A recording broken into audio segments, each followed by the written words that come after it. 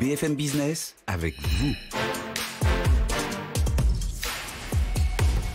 Et avec Lorraine Goubeau. Lorraine Goubeau, vous suscitez des réactions de la part de nos auditeurs téléspectateurs.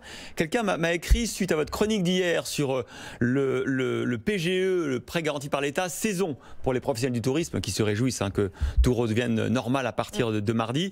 Mais cet auditeur nous demande s'il existe d'autres mécanismes de financement pour le soutenir, parce que l'été va quand même être plus compliqué que d'habitude, en plus du PGE saison. Oui, il n'y a pas que ce PGE spécial professionnel du tourisme, nous rappelle Barna Eva, qui est avocat au cabinet Racine. D'abord, il y a le prêt tourisme de BPI France en partenariat avec la Banque des Territoires qui vous permet d'accéder à 50 000 jusqu'à 2 millions d'euros de prêts. Ensuite, pour les PME, eh bien, elles peuvent bénéficier du report systématique des mensualités de tous leurs prêts, et ceci sur 12 mois, alors que c'est 6 mois pour les PME hors dehors du secteur du tourisme.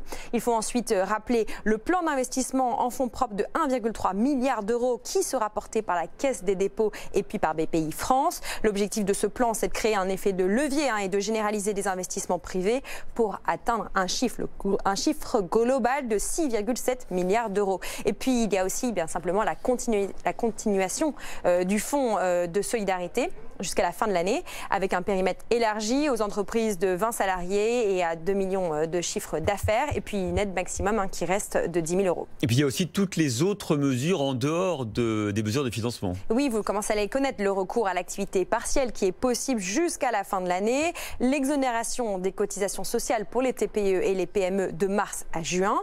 Et autre piste, ce sont les collectivités locales qui pourront réduire la taxe de séjour, intéressant pour les hôtels. Et puis enfin, il y a l'augmentation du plafond des tickets restaurants de 19 à 38 euros les week-ends et les jours fériés jusqu'à la fin de l'année, qui devrait donner un coup de boost à la restauration.